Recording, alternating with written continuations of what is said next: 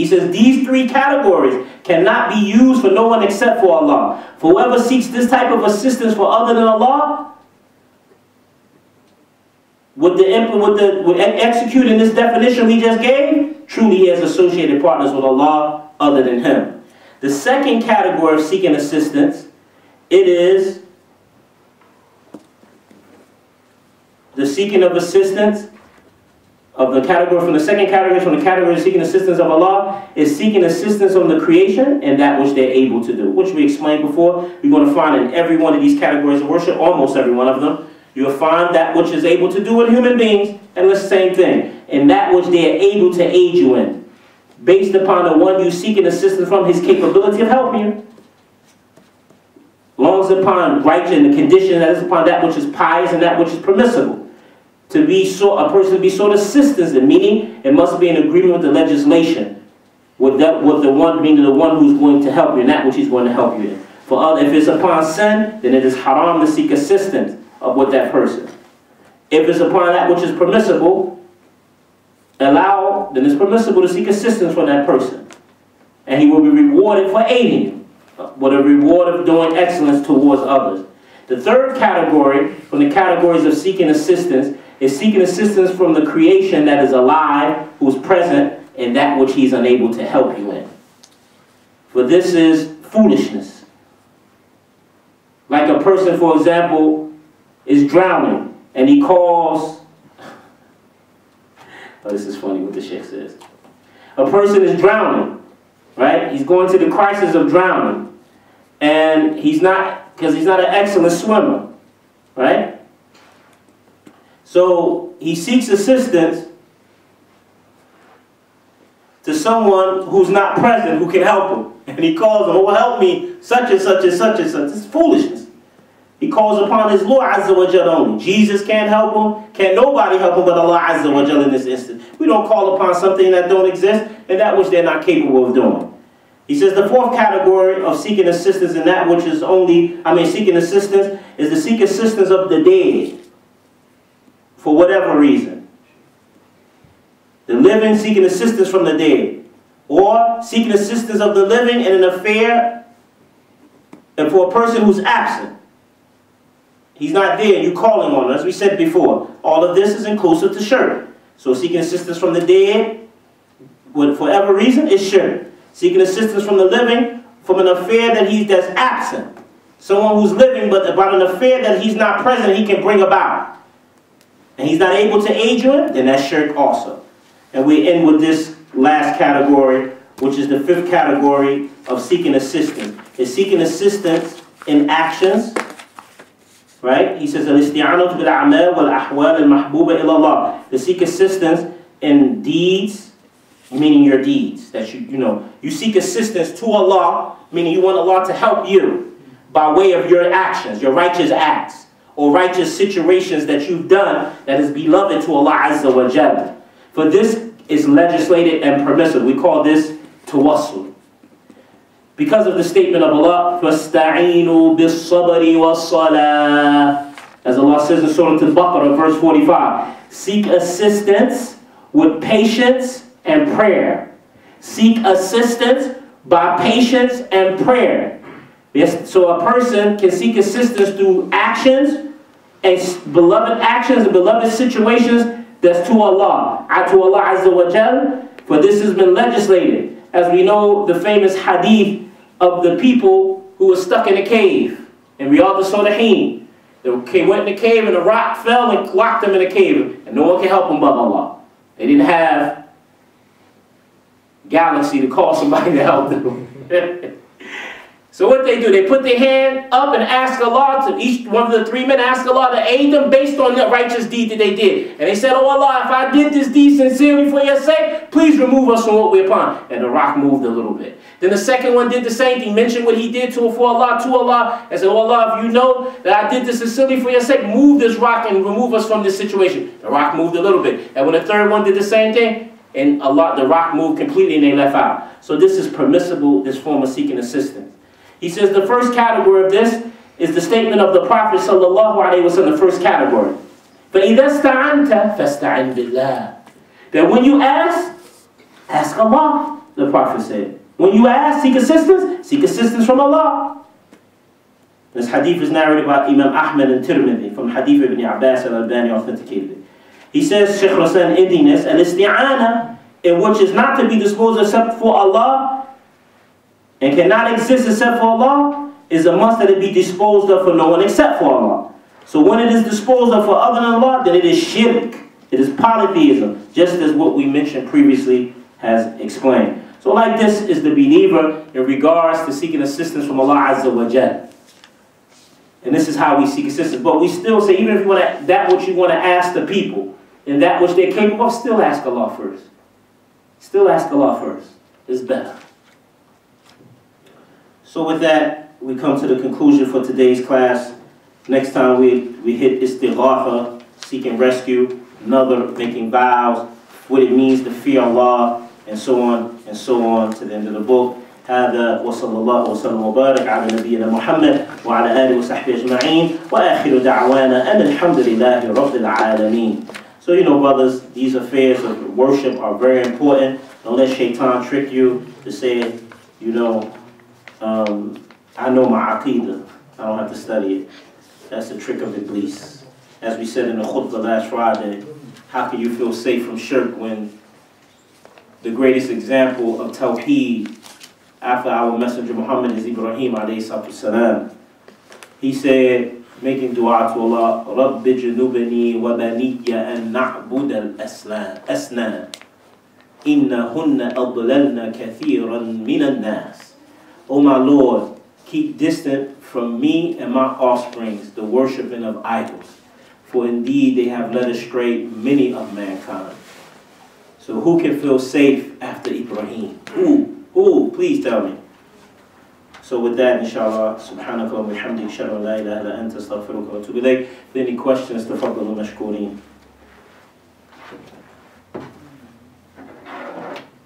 No questions? Tafaddalu. I'm not sure whether this is correct, my understanding. If you don't act against the evil, evils around the world, and at one point in time our dua will not be accepted when Allah subhanahu wa ta'ala will that. Wait a minute, say it again, say that one more time. If you don't act against the evil around the world, at some point in time the dua will not be accepted. They simply are. The brother asked, if you don't try to change the evil that's around you in the world, at what point will your dua will stop being accepted? This issue, commanding with the good and forbidding the evil, as we know, is from the religion of Islam. As like we said, is on three categories before. Changing something with your hands, changing it with your tongue is the second category, and hating in your heart is the last category. Every commanding with the good is going to always fall into one of those three categories. When it's not falling into these three categories in your life, that's when you fall victim to when Allah brings a punishment, it will afflict you too.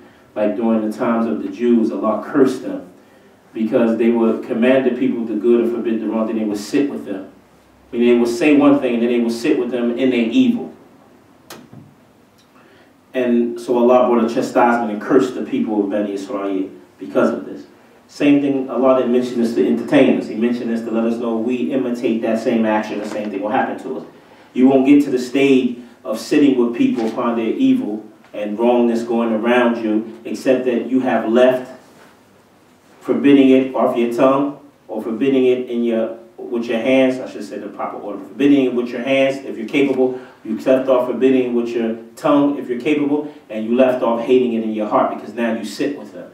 Like how, for example, you find Muslims, they say watching television, for example, watching movies, and where nothing goes on it except majority of it is what Allah hates, from the music that's being played, from the nakedness of the women, from the storyline is calling to wickedness. You're sitting there now, you don't hate it in your heart, you ain't stopping it with your tongue, you're not stopping it with your hands.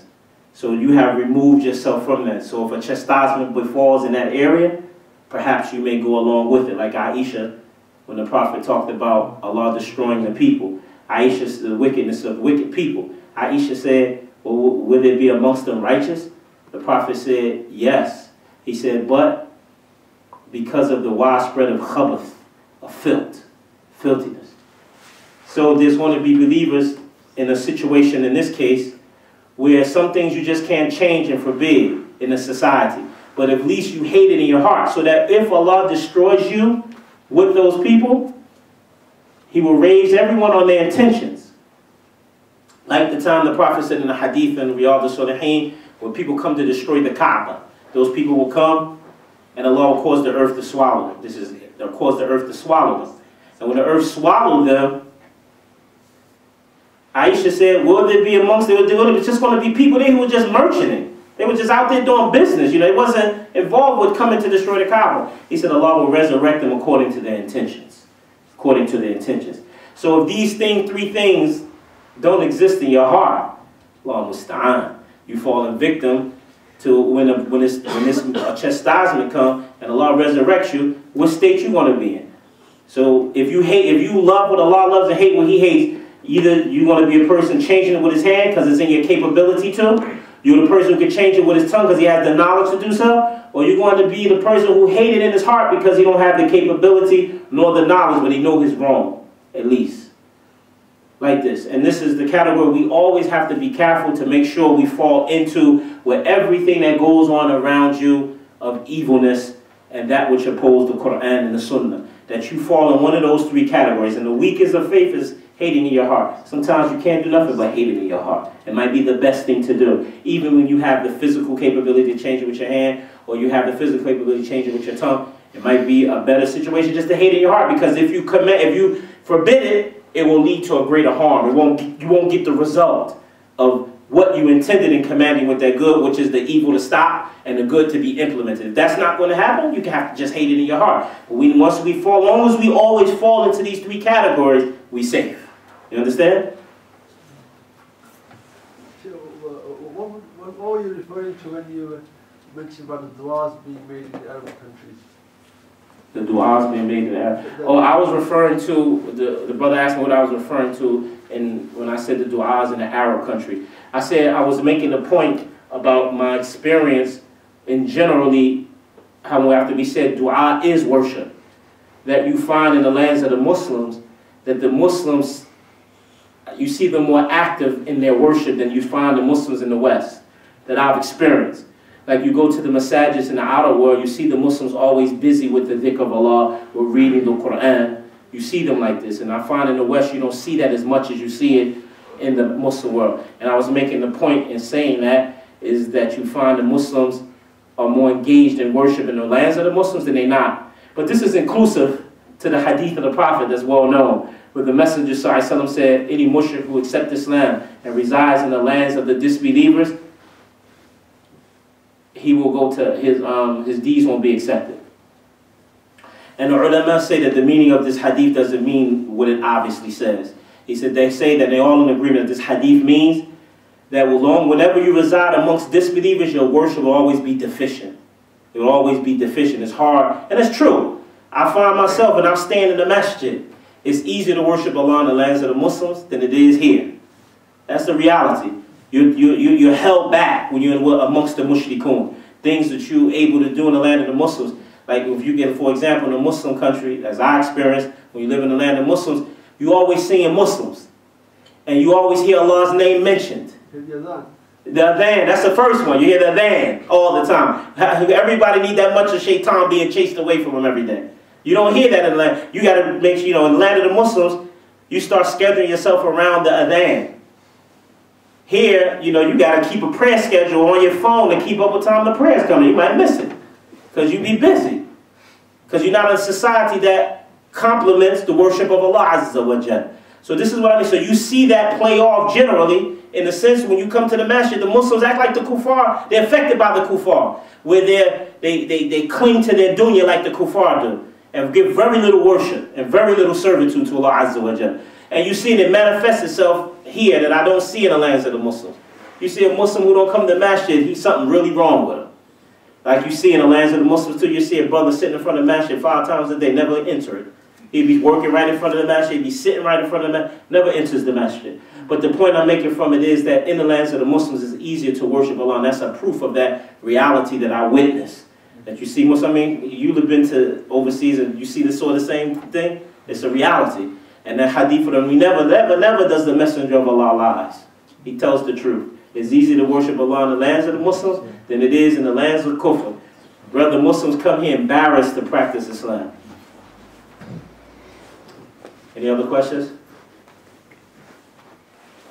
Yeah, can I ask a question outside the... Yeah. It's about something that happens in the university. The students want to, Dur Asri,